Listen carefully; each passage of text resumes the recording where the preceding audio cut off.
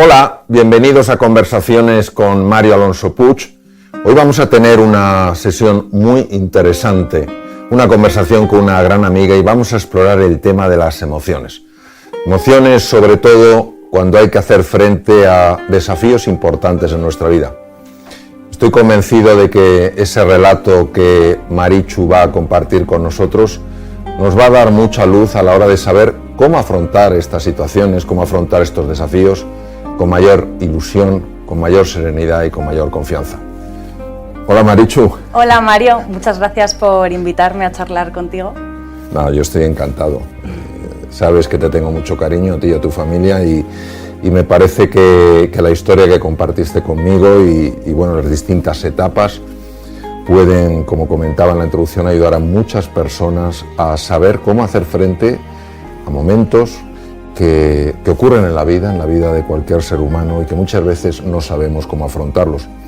Yo suelo decir, bueno, es un dicho antiguo que viene de la lingüística aplicada, ¿no? Que el mapa no es el territorio, es decir, que a veces cuando uno tiene que transitar por este tipo de circunstancias o de situaciones, pues obviamente tener un mapa no te da todas las respuestas. Sin embargo, sí te da mucha claridad mental, elimina dudas, elimina temores, te ayuda a saber por dónde ir, por dónde no ir, etcétera, etcétera. Entonces, cuéntanos un poquito esa historia tan interesante, tan apasionante de superación cuando os encontrasteis con tu marido y tú con ese desafío. Pues bueno, el desafío, por introducirlo, gira en torno a la infertilidad, pero es cierto que al final todas las fases emocionales por las que se transita a lo largo de la infertilidad se pueden aplicar a muchísimos otros desafíos vitales. Entonces, nada, nuestra historia empieza como la de mucha otra gente, que es que nosotros nos casamos y con toda la ilusión del mundo abordamos ese plan de vida que teníamos y esa vocación de formar una familia. Y cuando lo intentamos vemos que el tiempo va pasando y que no lo conseguimos, y entonces nuestros médicos de toda la vida pues nos comunican que vamos a necesitar apoyo de especialistas y que tenemos que iniciar una serie de tratamientos médicos para conseguirlo. Entonces, bueno, en este punto es cierto que nosotros, pues un poco también en la ignorancia y la ilusión, sobre todo, lo afrontamos con mucha esperanza y con muchas ganas, pero muchísimas otras personas que transitan por esto, ya en ese punto en el que te das cuenta de que no puedes tener niños y vas a necesitar ayuda para conseguirlo, te hundes y es como una debacle ingestionable. Entonces aquí es como una ruptura, como una catarsis en la vida y en todo el plan que te habías montado de vida. Entonces, bueno, pues entran emociones como la ansiedad, bueno, el miedo, ¿no? El estrés, el pánico por que de repente tus planes no se cumplan. Aquí, bueno, ¿qué nos puedes contar tú de un acontecimiento así que de repente irrumpe en una vida idílica, además en un momento tan precioso como es el de unos recién casados? Bueno, yo creo que aquí yo pondría sobre todo en valor ciertas cosas. La enorme ilusión que teníais por tener a vuestro hijo. O sea, no es lo mismo que algo te haga ilusión a que te haga una tremenda ilusión. Claro. Eso es lo primero. En segundo lugar, pues algo que es natural, es decir, dos personas jóvenes que se quieren entrañablemente, que quieren tener su propia familia, pues en principio parece que lo lógico, lo natural, lo esperable, sea que eso no tenga ninguna dificultad, ningún problema. Yo creo que esto es una cosa que nos pasa mucho a los seres humanos. Marichu, nos enfocamos solo en lo que nos parece razonable, en lo que nos parece lógico. Lo lógico es que una persona joven pues no tenga, por ejemplo, aunque sea una situación diferente a la que estamos hablando, no tenga una enfermedad. Nos parece más lógico que tenga la enfermedad una persona pues mucho más mayor. Nos parece lógico que unas personas tan jóvenes pues puedan tener enseguida, porque lo desean ardientemente, un hijo. Nos parece más lógico que personas con edad más avanzada no lo tengan, ¿no? Y yo creo que a veces nuestra lógica sencillamente se hace añicos. Yo no diría que hay alguna grietecilla, se hace añicos. Y claro, ante esa sensación de ruptura interior, pues lógicamente nos quedamos de entrada en shock, ¿no? Y esto nos pasa a todos, ¿no? Yo en mi época de cirujano, que tuve que dar, pues lógicamente, muchos diagnósticos difíciles, pues claro, lógicamente a la persona de repente se le hace añicos su mundo, ¿no? Ahora, yo creo que hay una cosa muy interesante para explorar, que es pues como el ave fénix. El ave fénix en realidad emerge de las cenizas. Los seres humanos, aunque nos hagamos añicos, tenemos algo tan especial que puede emerger una fuerza verdaderamente transformadora. Y este mensaje, específicamente lo que tú comentas, es muy importante porque en España hay aproximadamente unas 800.000 parejas que quieren tener hijos y tienen dificultades para tener hijos. Y claro, para ellos es muy importante esa familia. Por eso a mí me gustaría, a partir de ese momento, para sacar juntos algunas reflexiones, cómo evoluciona el tema. Es decir, de repente esa ilusión por tener hijos se hace añicos. ¿Qué sucede a partir de ahí? Pues en nuestro caso iniciamos los tratamientos por recomendación médica y es verdad que a medida que se fueron sucediendo no fue bien y entonces no hacíamos más que recibir negativo tras negativo tras negativo y entonces ahí ya literalmente te encierras en una burbuja súper hermética tanto a nivel social como a nivel emocional porque es tal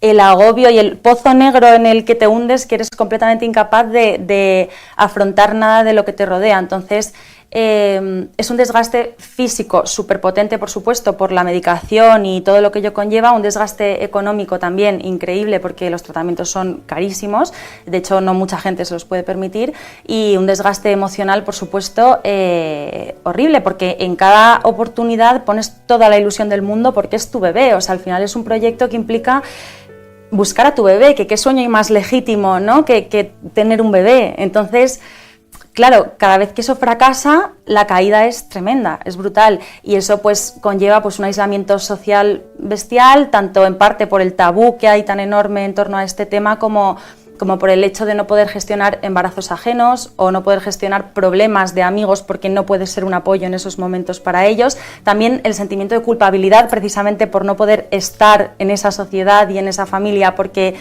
eres completamente incapaz de gestionar lo que te pasa a ti por dentro. Entonces, bueno, la primera gran fase, digamos que es esa, que es, yo la describo como un pozo muy negro y una burbuja de aislamiento tremenda. A mí de lo que dices me gustaría extraer unas pequeñas piezas para explorar. La primera es, me da la sensación que es una sensación como de montaña rusa. En la montaña rusa subes muy alto y bajas mucho, subes y bajas. Entonces cuando uno sube a una montaña rusa lo hace sabiendo pues, que quiere esas emociones fuertes. Pero fíjate, tú hablas de que tienes muchísima ilusión, de repente no es que te baje un poquito la ilusión, es que se desploma. Y tienes que volver a retomar esa ilusión. Y de nuevo se desploma. Y de nuevo vuelves a tomar esa ilusión porque es natural, porque lo deseas ardientemente, es un anhelo y se vuelve a desplomar. Entonces, claro, llega un momento en el que describes que te vas agotando emocionalmente, físicamente, psicológicamente. Esto es muy frecuente de ver y esto es característico de lo que se llama el estrés crónico. El estrés crónico o distrés es una situación en la cual la persona tiene como un momento de pico, cae y tiene otra vez que volver y cae otra vez y volver para arriba y cae otra vez sin que haya episodios de recuperación, porque muchas veces es un intento detrás de otro, ¿no? Y esto hasta los seres humanos más fuertes físicamente, psicológicamente y emocional les produce un desgaste. Lo que nosotros vamos a ir explorando a medida que avancemos en esta conversación, Marichu, es cómo reducir ese desgaste.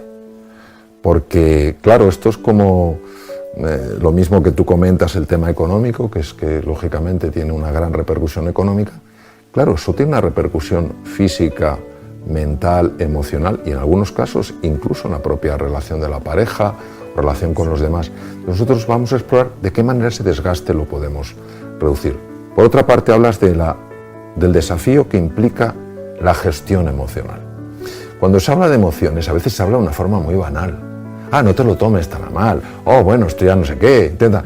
Y nos convertimos en personas que de forma muy superficial decimos a los demás cómo tienen que abordar las circunstancias hasta que nos toca a nosotros.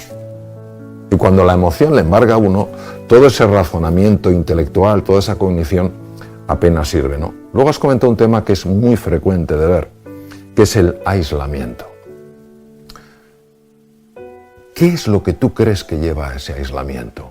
Porque en el fondo la situación de no poder tener un hijo no es una cosa que le pase a una persona en el mundo mundial. Yo digo, en España hay aproximadamente 800.000 parejas. Entonces, ¿a qué crees que se debe ese aislamiento?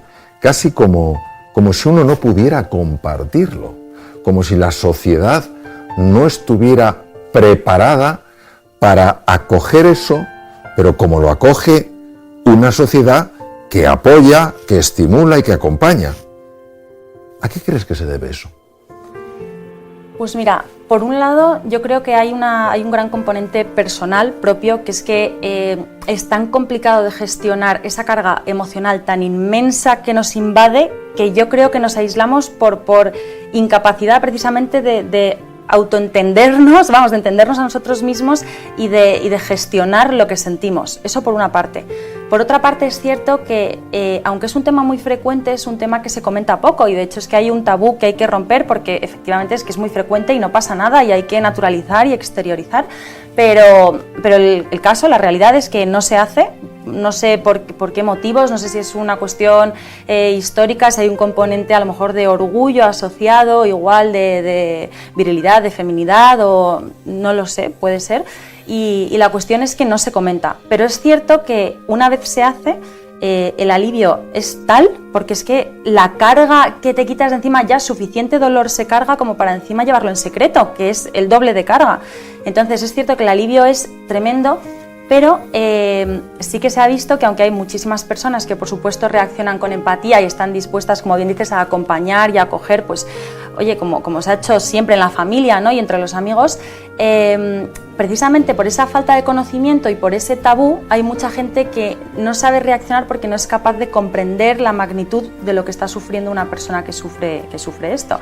Y a veces pues las reacciones que nos encontramos no son las esperadas y a lo mejor son más frívolas, con frases hechas que igual pues pueden causar dolor, como pues igual es que no estás preparada para ser madre, o quien algo quiere algo le cuesta, comentarios así que pueden causar incluso más dolor. Entonces también en parte por eso es aislamiento, porque hay personas que igual no se sienten preparadas en su entorno a exteriorizar por miedo a estas reacciones. Yo creo que eso que comentas tiene una enorme importancia por varias razones. El aislamiento es la peor estrategia que los seres humanos podemos seguir cuando estamos envueltos en una tormenta emocional de esas características. La pregunta es ¿por qué nos aislamos? Y muchas veces nos aislamos porque nos sentimos pequeños, nos sentimos frágiles y llegamos a pensar, y esto es condicionamiento social y cultural de muchísimo tiempo atrás, como que hay algo en nosotros que es defectuoso. Como que hay algo en nosotros que no es como debería de ser. Freud hablaba mucho del super-yo, decía de esta especie como de imagen mental anclada en el inconsciente, deberías ser, tendrías que. Y todo eso genera mucha tensión. Entonces, cuando una persona se siente empequeñecida, aunque siga siendo igual de grande, porque que una mujer o una pareja tenga un hijo o no lo tenga, no hace a esa pareja más grande o menos grande, la grandeza la lleva el ser humano, como suelo decir yo, puesta, ¿no? desde que nace. Pero es cierto que ese aislamiento tiene bastantes inconvenientes. El primer inconveniente efectivamente es que un dolor llevado en silencio es un dolor mucho más intenso. En segundo lugar, que las personas al ver pues esa falta de comunicación muchas veces queremos hacer algo, y esto es sobre todo especialmente característico de algunas personas.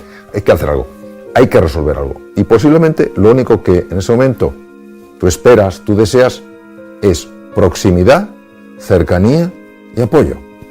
Es decir, sentirte comprendida, sentirte escuchada, no que te venga nadie a adoctrinar, a soltar una lección, a decirte es que debería estar, o tendrías que conformarte, o mira las cosas estupendas que hay. No, eso puede tener muy buenas intenciones, pero yo suelo decir que a veces las mejores intenciones van a acompañar de pésimos resultados. Entonces, hay que tener mucho cuidado con eso, porque me decía uno de mis hijos, decía, papá, cuando hables con padres, diles que nos digan menos lo que tenemos que hacer y que nos escuchen un poco más. Entonces, mi pregunta ahora sería la siguiente, Marichu, cuando tú estabas en esta situación, estabais como pareja en esta situación de tormenta emocional, ¿hubierais agradecido que alguien realmente os preguntara, deseando honestamente conocer, no para rebatir con una contestación? Sin duda, y de hecho es que en el momento en el que nos abrimos y compartimos, nosotros tuvimos la enorme suerte de encontrar esas personas que sí que preguntaban con interés verdadero, con escucha activa y de verdad poniendo el hombro para que lloráramos, y se agradece que fue pues nuestro pilar, porque al final es que evidentemente la pareja, aunque sufre mucho, también estos temas y este sufrimiento bien gestionado es una herramienta muy poderosa de unión también de la pareja. Entonces nosotros es cierto que entre nosotros nos apoyábamos un montón, pero necesitas también un apoyo exterior, claro, y sin duda lo agradecimos con todo el corazón, sí, sí.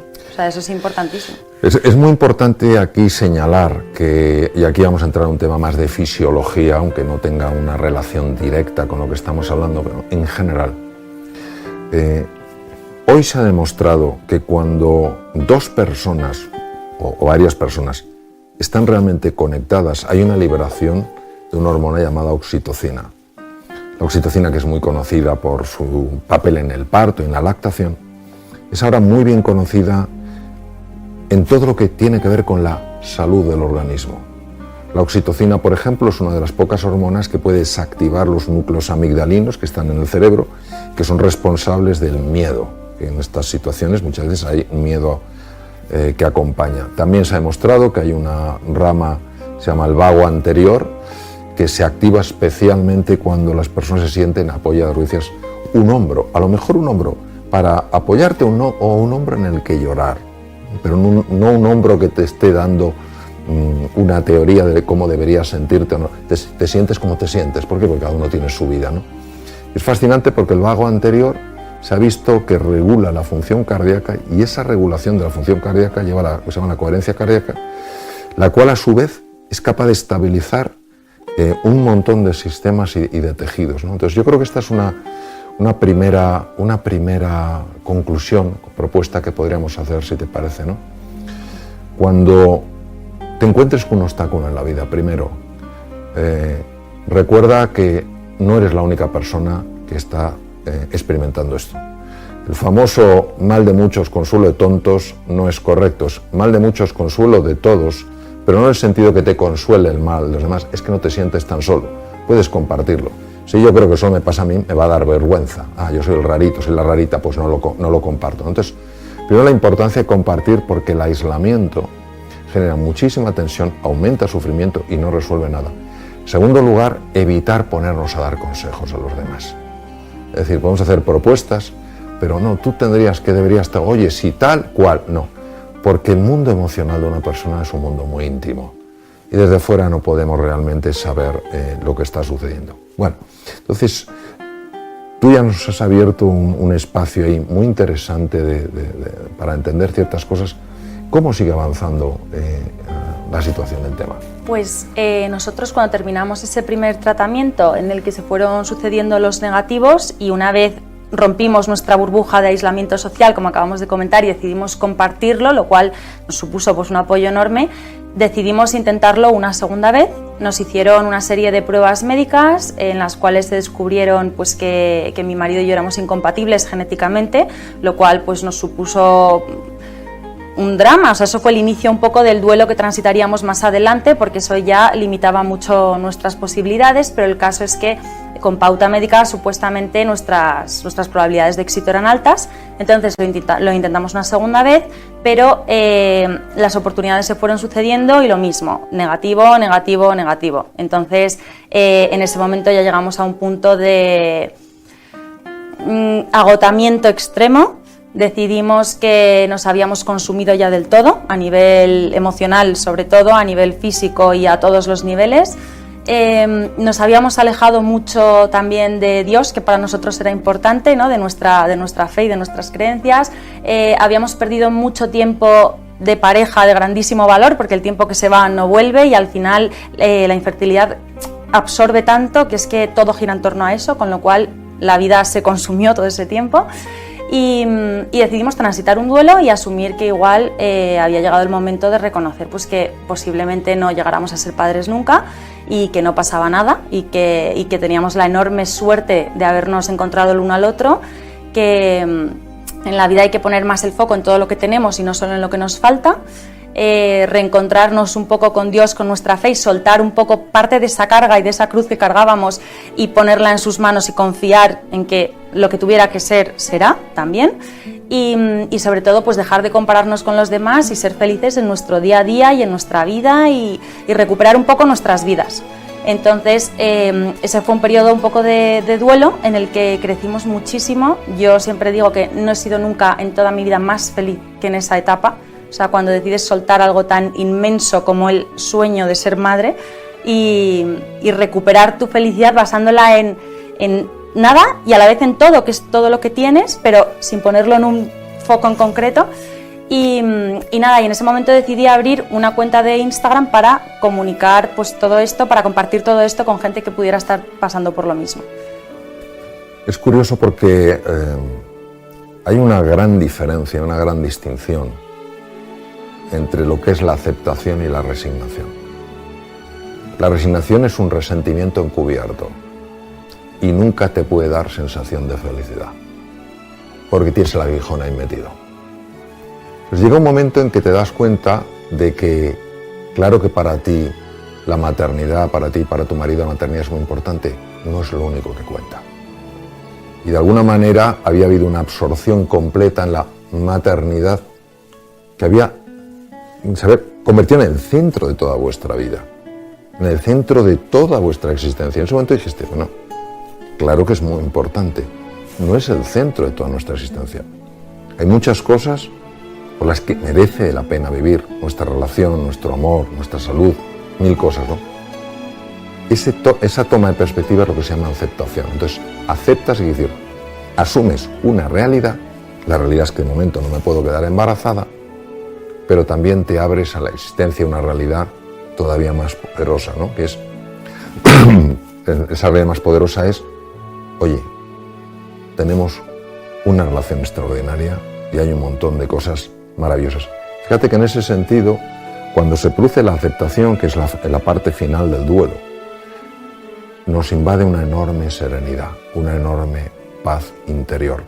De esto hablaba mucho la psiquiatra suiza Elisabeth Kubler-Ross, ¿no? Que trabajó mucho el proceso de duelo. Aceptar es asumir esta realidad como una parte de una realidad mucho más amplia.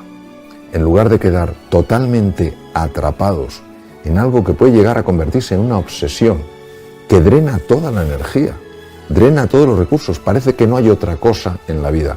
Y así nos puede pasar que perdamos la perspectiva de un montón de temas importantes. Has mencionado otro punto, para mí es muy relevante, para mí la vida espiritual es muy relevante, el alejamiento de Dios inicial. Cuando una persona está experimentando una situación muy dura desde el punto de vista emocional, en el proceso de duelo hay una fase que se llama la fase de la ira. Tienes que buscar algún culpable. Obviamente una persona con una fe profunda automáticamente busca un culpable en tú que lo puedes todo, ¿cómo no haces nada? Yo suelo decir que a Dios le echamos un montón de culpas, un montón de cosas y le reconocemos muy poco. Entonces, cuando tú en ese momento aceptas la situación y aceptas que sigues teniendo una vida maravillosa, esto es muy importante, porque a veces en nuestra sociedad transmitimos mensajes como: si no tienes un hijo, entonces... No, por favor, o sea, una persona tiene una riqueza interior excepcional. Todo ser humano es hijo de las estrellas, hijo del universo. Entonces, en ese momento esa ira es muy evidente, y también nos invita a ejercer la compasión. ¿Qué quiere decir la compasión? Que cuando una persona lo está pasando mal, por la razón que sea, no esperemos que esté en el momento más dulce, ni su conversación sea la más fluida y la más entrañable. Esperemos que esa persona, esa irritación, esa ira que tiene, que es natural por nuestra condición humana, cuando la vierte sobre nosotros, no hay nada personal. Y si nosotros devolvemos lo mismo que recibimos, no podemos ayudar. La compasión es la comprensión del dolor que está experimentando una persona, que lo expresa como puede, y la voluntad de reducir ese dolor. ¿Cómo se reduce ese dolor? En primer lugar, no reaccionando, en silencio, comprendiendo y estando. Y la propia persona que de alguna manera está proyectando esa tensión que siente, cuando se encuentra con alguien que está dispuesto a estar con ella, como un compañero de viaje, como una compañera de viaje, sin juzgar, sin rebatir, sino simplemente estando, eso tiene un poder transformador absolutamente excepcional, porque esa es la forma más elevada de amor. Es un amor sin condiciones, es un amor gratuito. Yo no te amo porque te portes como me gustaría que te portaras. Te amo porque es el mejor regalo que te puedo dar, ¿no? Entonces, llega un momento en que se produce esa aceptación. Esto yo lo he visto mucho en el campo de la cirugía, cuando ha habido enfermos que por fin han aceptado su enfermedad. Y es muy interesante en esto, Marichu, recalcar lo siguiente. Cuando una persona está en el proceso de duelo, en la parte de resentimiento, ira o miedo, su sistema de defensa no funciona bien. Su eje de estrés está activado. No pasa nada si se activa, pero cuando uno se queda estancado en el proceso de duelo, entonces eso sí se deteriora. Cuando uno acepta, es curioso porque hay cambios muy profundos hormonales, por eso para los médicos, sobre todo en mi época en la que ejercía la cirugía clínica, muy importante que aceptaran la enfermedad, en este caso, estamos hablando de enfermedades, porque su organismo responde con mucha más violencia contra el agente agresivo. Entonces, llega un momento que se produce la aceptación, llega un momento en que tú tienes una experiencia de felicidad que me imagino que te sorprendería, porque claro, después de ese caer en ese bache, en esa oscuridad en la que podemos caer obviamente todos por mil razones, de repente ver esa luz, eso te tendría que sorprender, ¿no? Bueno, muchísimo, claro. De hecho, tanto que precisamente por eso abrí una cuenta de Instagram para compartirlo, porque dije, es que esto puede ayudar mucho. Puede ayudar muchísimo a mucha gente que se haya quedado estancada en esa fase de ira que comentas, en esa fase de dolor tan enorme. Entonces abrí un perfil para, pues un poco en parte para romper el tabú y naturalizar este tema que nos afecta a tantos, y en parte también para ayudar precisamente y compartir nuestro proceso por si alguien le pudiera dar ese empujón, porque efectivamente se puede ser feliz en el sufrimiento después de aceptarlo. Y entonces en ese proceso y hablando con gente, por un lado se nos abrió el camino de la adopción. De repente, o sea, no lo teníamos en mente, pero una vez terminado ese proceso de duelo, lo pusimos sobre la mesa y nos encantó y se convirtió en algo súper vocacional en lo que pusimos todas nuestras energías. Y más adelante, cuando ya llevábamos una gran parte del proceso avanzado, unas chicas en la cuenta nos descubrieron la naprotecnología, que es otro tipo de tratamiento médico para, bueno, que busca lograr el embarazo natural mediante son médicos que curan las causas, ¿no?, que generan esa infertilidad, muy especializados en fertilidad.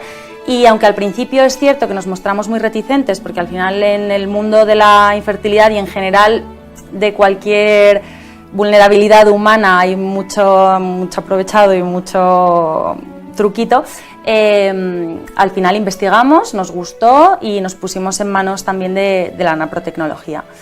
Y es cierto que durante ese proceso, para nosotros, aunque ya habíamos transitado ese duelo y habíamos alcanzado esa felicidad que comentas y esa paz, también fue súper terapéutico compartir lo que habíamos vivido con personas que también habían vivido lo mismo, que es un poco lo que comentabas también al principio, el mal de mucho consuelo de todos, bien entendido, y yo creo que así ha sido también para las personas que nos han leído, bueno, y viceversa, o sea, ha sido muy mutuo, y ahí sí entra también un componente de consejo, pero de parte de una persona que lo está viviendo igual y por lo tanto es más ayuda que no adoctrinamiento. Sí. Hay un tema muy sorprendente y relevante a la vez que, desde mi punto de vista, precioso, es que llega un momento en que sentís esa vocación, esa llamada para compartir con una doble finalidad.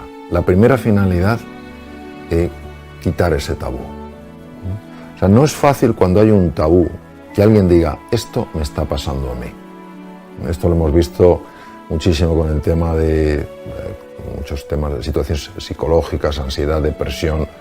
Parece que una persona que va al psicólogo, al psiquiatra, madre mía, pobrecito. No. O sea, ¿quién no va a pasar por momentos de dificultad? ¿Quién no va a pasar por momentos de dificultad? ¿Quién no va a necesitar apoyo en algún momento, sea de un familiar, sea de un profesional? Entonces, primero esa valentía, honestamente, Marichu, esa valentía de decir, a mí me pasa. Lo abro. ¿Cuántas veces agradecemos que alguien nos muestre esa vulnerabilidad? Porque eso es valentía. En segundo lugar, el deseo de ayudar. O sea, es como aquella persona... Yo hace muchos años participé en un evento y teníamos que recorrer 1 kilómetro por un túnel con una simple vela, muy pocos, solo se podía ir andando en las Azores. Saber que hay luz al final del túnel. Saber que hay luz al final del túnel. Entonces, tú lo que has querido es llevar una velita encendida a personas que están en el túnel. No ya para decirles que hay luz al final del túnel, sino para que ellos lleven su propia luz y no tengan que estar tan angustiados con eso. Y qué cosa tan curiosa, como cuando quieres hacer algo para ayudar a los demás, te vuelve. Tú habías estado con distintos profesionales, la tecnología hoy en día es impresionante lo que hay, pues te habrás encontrado con personas más empáticas, con menos empáticas, pero nunca se te había ocurrido pues, otro abordaje terapéutico y resulta que te viene por tus deseos de compartir. Y esto a mí me parece verdaderamente fascinante. Cómo se abre un mundo de posibilidad cuando uno sencillamente abre su mundo, ¿no? Yo me imagino que esto te generaría muchísima sorpresa, asombro, ¿no? Sin duda, porque además, a medida que vamos avanzando en ese nuevo tratamiento médico, es cierto que el abordaje es mucho más de investigar las causas, ir al fondo de la cuestión y entonces van dando respuestas, lo cual también genera mucha paz porque vas comprendiendo de verdad lo que te pasa y no te quedas con esa sensación de vale, asumo lo que me ha pasado, transito mi duelo, pero no comprendo bien del todo lo que ha pasado a nivel fisiológico. Y aquí sí, entonces ya solo eso a nosotros nos daba mucha paz, aunque nosotros siguiéramos con nuestro proceso de adopción, porque nuestra vocación estaba puesta en adoptar a ese niño. Pero efectivamente lo más curioso fue que con ese tratamiento, y además la misma semana, que yo siempre digo que es que fue milagrosa, la misma semana que nos dieron la idoneidad para adoptar y que nos dijeron que podíamos adoptar perfectamente después de todo el proceso, que es muy largo, claro. Me quedé embarazada con ese nuevo tratamiento y efectivamente descubierto a través de las mujeres de la cuenta que me siguen, bueno, y de los hombres, porque también hay algún hombre. Claro. Y efectivamente yo siempre digo que Juanito es hijo de todos y es hija de todas las que están ahí porque nunca lo hubiera tenido en brazos de no ser por ellas. Pero efectivamente cuando yo abrí la cuenta es que no tenía ni idea de la existencia de ese tratamiento. Entonces efectivamente fue pues milagroso. Pues es que igual yo siempre pienso que igual Dios quiso que pasara por todo lo que pasé precisamente para que el desenlace fuera este. Al final que en darte recibes. Sí, los momentos más difíciles de la vida hay veces en las que es muy fácil caer en la desesperanza. Sin embargo, también se puede abrir uno al misterio. Independientemente de que una persona tenga creencias religiosas o no, uno puede pensar que el universo es indiferente, le puede llamar como quiera, nosotros le llamamos Dios, otros puede llamar universo, consciencia cósmica, el nombre no es lo importante es lo que representa. Y Albert Einstein decía que la pregunta más importante de la vida era una, porque dependiendo de cómo la contestaras vivías de una forma o de otra. La pregunta de Einstein es, ¿vivo en un universo hostil o en un universo amigable? Podemos añadir, ¿vivo en un universo hostil e indiferente o vivo en un universo amigable?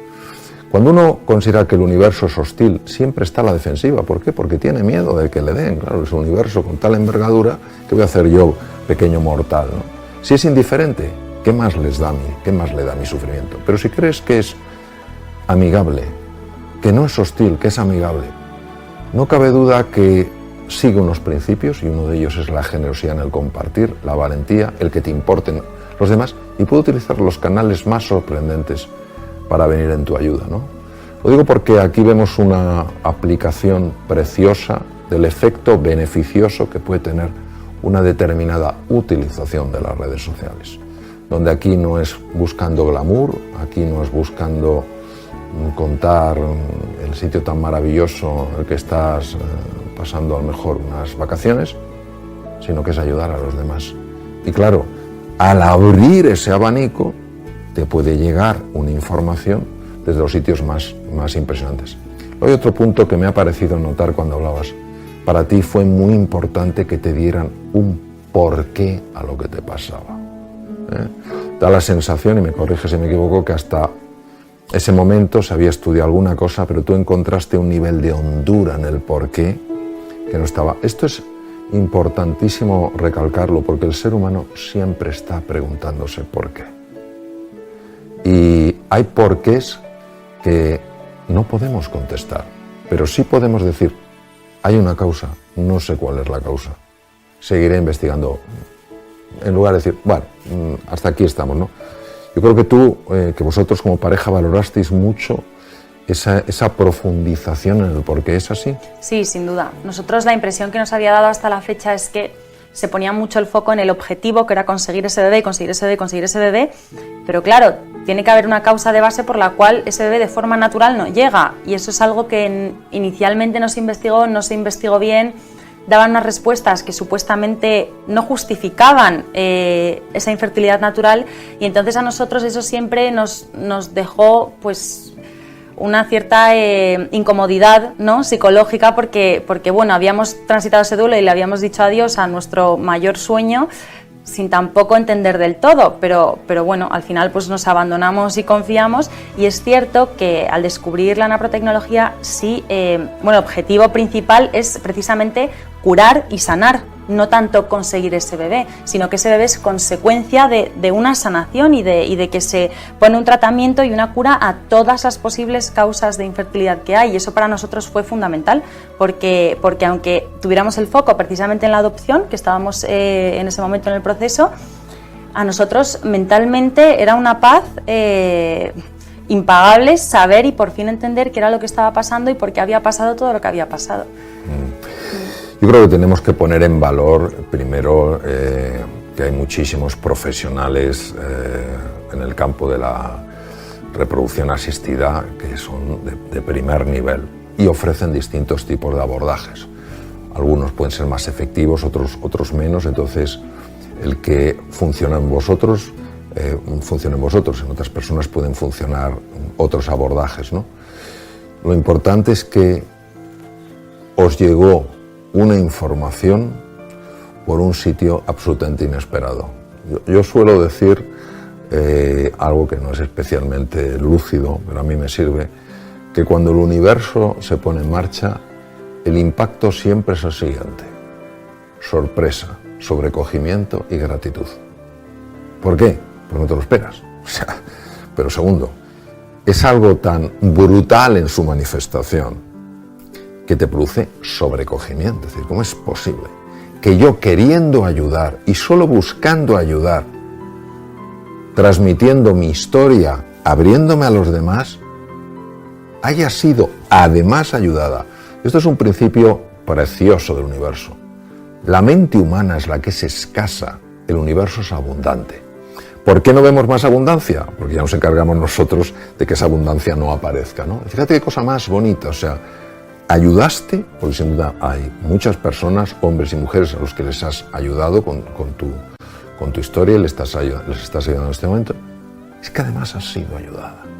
Esto es maravilloso, porque yo no he visto mayores win-win que los que orquesta el universo. Y por eso produce esa gratitud, porque en el momento más inesperado emerge algo totalmente extraordinario. Por eso personalmente creo que los milagros existen. ¿Qué es un milagro? Un milagro es aquello que rompe lo que es la lógica que los seres humanos manejamos, y que no es la única lógica. La lógica del universo es infinitamente más grande que la lógica humana. Nosotros podríamos acceder a ella, pero como somos muchas veces tan soberbios, tan prepotentes, tan arrogantes, en fin, pues nos cuesta, ¿no? Bueno, y entonces os enteráis, Juan y tú, de que estáis ya esperando a Juanito. Sí. ¿Y qué sucede a partir de ese momento? Pues lo primero de todo, apoteósica la alegría tan inmensa que normalmente la gente espera sus 3 meses de rigor para comunicarlo, y yo cogí el listín telefónico y llamé absolutamente a nadie, a todo el mundo. Obviamente lo compartí pues con la comunidad de Instagram, porque como digo, Juanito era niño de todas. Sí. Y luego sí que es cierto que entramos en una fase, que esto le pasa a absolutamente todo el mundo que ha transitado por esto, de miedo. De que eso falle, ¿no? De miedo. Ahora que hay esperanza y ahora que vemos la luz al final del túnel, todavía queda un largo camino por recorrer, porque al final los embarazos son muy complicados, y también a la vista está pues que puede pasar cualquier cosa. Entonces, el miedo. Y además el miedo que acompaña a los 9 meses hasta el mismísimo final. ¿Y a ti te parece natural ese miedo o no? Hombre, sin duda, porque al final es precaución. Claro. Yo creo que cuando hablamos de emociones, tenemos que hablar con un enorme respeto acerca de determinadas emociones. Entonces, el miedo es una emoción que acompaña al ser humano a lo largo de toda su vida. Y el problema es cuando el miedo es lo que domina nuestra vida. Aquí había 2 elementos. Por una parte, la ilusión, y estoy convencido que la confianza. Y por otro lado, el miedo. Reconocer el miedo no es ninguna vergüenza. Hace muchos años, uno de los mejores comandantes de líneas comerciales americanas le preguntaron, bueno, estos aviones inmensos, le preguntaron qué sentía al despegar, y dijo miedo. Y una de las personas que le entrevistaba dijo, ¿pero cómo va a tener usted miedo? Dijo, claro, yo tengo miedo, pero el miedo no me tiene a mí. O sea, el miedo es natural. O sea, vuestra ilusión se ha hecho realidad, estás embarazada, estáis esperando un niño, y es lógico tener ese miedo. Lo digo por lo siguiente. El gran Carl Gustav Jung, probablemente uno de los, para mí, de los psiquiatras más lúcidos que han existido, no digo que su vida fuera perfecta, pero tenía unas intuiciones realmente geniales, dijo: lo que se resiste, persiste. Cuanto menos queramos compartir ese miedo, cuanto más luchemos contra ese miedo. Yo no tendría que tener miedo, porque tendría que no sé qué tal cual. Todo eso incrementa el miedo. Decía el gran Rumi, el místico del siglo XII, decía en casa de huéspedes, dales la bienvenida a todos, porque son mensajeros enviados del más allá. ¿Estás aquí? Miedo, bienvenido. Es natural. He esperado mucho tiempo esto. Ahora tengo mi inquietud. Es normal. No se trata de someter el miedo. No se trata de... No deberías estar aquí. Esto es una estrategia totalmente errónea. ¿De acuerdo? Es parte de lo que siento. Es normal. Es natural. También tengo la alegría y la confianza. Es decir, en mi casa de huéspedes no solo está el miedo. Está la alegría y está la confianza. Ahora bien, si no dejo entrar al miedo, entonces tengo un problema. Bueno, seguimos con esta historia fascinante. ¿Y qué sucedió después? Pues que por suerte todo fue muy bien. Es cierto que llevamos un control médico muy exhaustivo, al principio durante todo el primer trimestre semanal, luego todo el embarazo pues ya más natural. y nada, y que al final fue un parto muy feliz, fue una cesárea, no llegó a ser un parto vaginal, pero fenomenal. Y ahora con Juanito en brazos, una maravilla, y una vez más vuelve un poco ese miedo, ese mismo miedo, porque al final la infertilidad yo creo que es algo que no terminamos de decirle adiós nunca, porque aparte de que se queda la huella, ¿no?, y las secuelas de todo lo vivido hasta el momento, persiste ese miedo, pues porque ahora igual, pues si Dios quiere, nos encantaría el hermanito, entonces quién sabe, ¿no?, lo que puede pasar. Supuestamente estamos curados, pero claro, como ya hemos vivido todo lo que hemos vivido, el miedo a volver otra vez a caer en lo mismo, y ya no solo que las cosas vayan mal, sino a dar como marcha atrás. Y bueno, pero con ilusión y evidentemente pues con otro enfoque, porque al final nuestro milagro está aquí y estamos plenísimamente agradecidos, sin duda, y bueno, pues es una mezcla de emociones de todo tipo. Bueno, y creo que además dos puntos muy interesantes. Primero, nosotros tenemos dos ejes, ¿no? El eje del estrés, ¿no?, y el eje que tiene que ver con la reproducción. Esto es importantísimo de conocer. Cuando el eje de estrés está demasiado activo o crónicamente activo, bloquea el otro eje. Pues una de las cosas, no es nada raro conocer otras situaciones diferentes de la tuya, pero parejas a lo mejor que estaban muy tensas, han relajado y en ese momento se han quedado. Yo creo que nosotros tenemos que tener fundamentalmente una confianza en el futuro.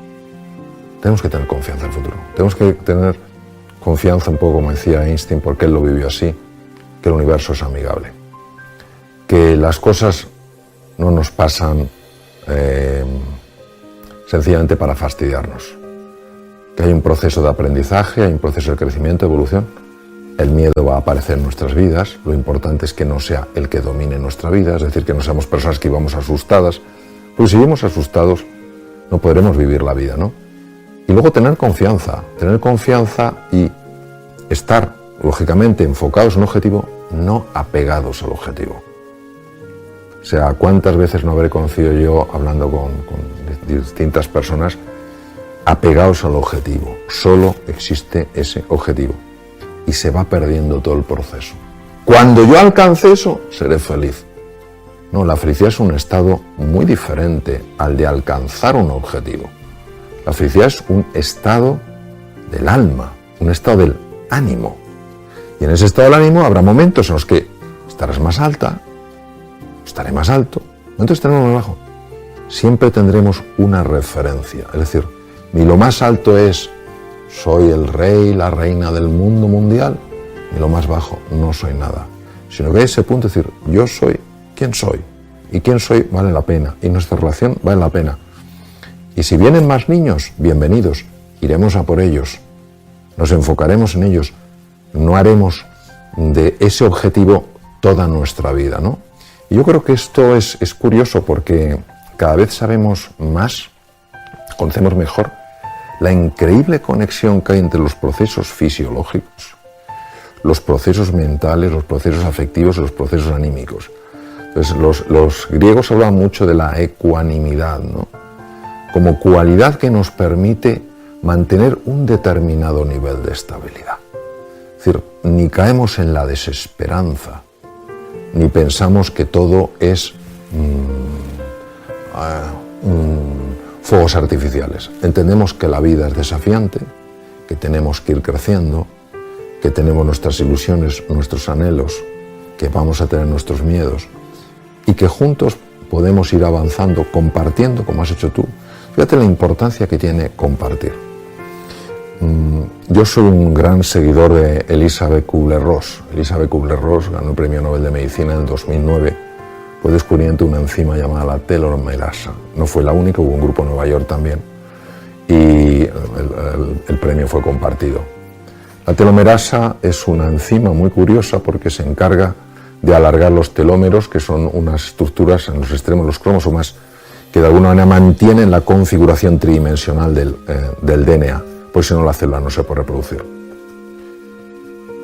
Elisabeth Kubler-Ross observó que mujeres, no en situación como la que hemos compartido, pero mujeres, por ejemplo, que tenían que hacer frente a desafíos muy serios, solas, sin apoyo, tenían los telómeros muy cortitos y la cifra de telomerasa muy baja.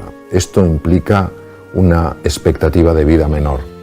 Es decir, imaginemos que una persona de 80 y pico años tiene un telómero cortito. Estas mujeres, que eran mucho más jóvenes, tenían telómeros muy cortos, no correspondían a su edad. Cifras de telomerasa muy bajas. Estas mujeres, en principio, su expectativa de vida era mucho menor de lo que correspondía. Ellas no se conocían. La doctora Elizabeth Blackburn, que fue la que ganó el premio Nobel en 2009, las conectó, se hicieron amigas y pudieron compartir. Sentían que cuando estaban con otras personas solo les decían: hombre, pues tómate no sé qué, esto es, pues ofrécelo no sé cuántos, pero no se sentían escuchadas. No conseguían encontrar a nadie que entendieran por lo que estaban pasando ellas. Sencillamente eso es la empatía. La empatía es estar al lado de tu corazón. No es darle una lección, es estar al lado de tu corazón. Entonces se hicieron muy amigas porque no se sentían solas, es el problema de la soledad. Y creo que fueron 2 meses después, leí el estudio hace unos años, la doctora Blackburn les sacó sangre a todas ellas y todas tenían telómeros alargados, los que correspondían a su edad, y cifra de telomerasa normal. Es decir, no cabe duda que ese amor que parte de la empatía, es difícil amar si no se empatiza, tiene un efecto muy positivo. Y si lo tiene a nivel de los telómeros, lo puede tener. Estamos hablando de estructuras que se descubrieron con microscopía electrónica, es decir, eran estructuras muy finas, muy pequeñitas. Pues imagínate lo que puede ser en otras partes del cuerpo. Bueno, Marichu, llegamos al final de esta conversación, que desde luego ha sido muy agradable para mí. Darte las gracias porque has tenido esa generosidad inicialmente de compartir una situación que es muy íntima, muy personal, con muchas personas, con el deseo de ayudar. En segundo lugar, porque, bueno, irradias esa alegría, esa energía propia de aquellas personas que han descubierto lecciones muy importantes en su vida, ¿no? Y simplemente me gustaría que tú, pues si quieres añadir algo, pues que por favor lo añadas, porque yo creo que va a ser el final más bonito, que termines tú con tus palabras. Bueno, yo creo que, como bien has comentado hasta el momento, que además es fascinante escucharte, es importante compartir lo que vivimos, no desde el punto de vista siempre positivo y pletórico, sino lo que vivimos de verdad, porque todos somos humanos, y yo creo que efectivamente tenemos una realidad no tanto que atacar, sino que abrazar desde el punto de vista al final más vulnerable y más sencillo, porque la felicidad está ahí, efectivamente. Y nada, darte las gracias a ti también, porque siempre es un placer escucharte, porque se aprende muchísimo, y yo creo que es que ha sido, has llegado a unas conclusiones fundamentales para cualquier persona que esté pasando por un momento difícil. Claro. Así que... Pues muchas gracias, Nacho. Gracias a ti.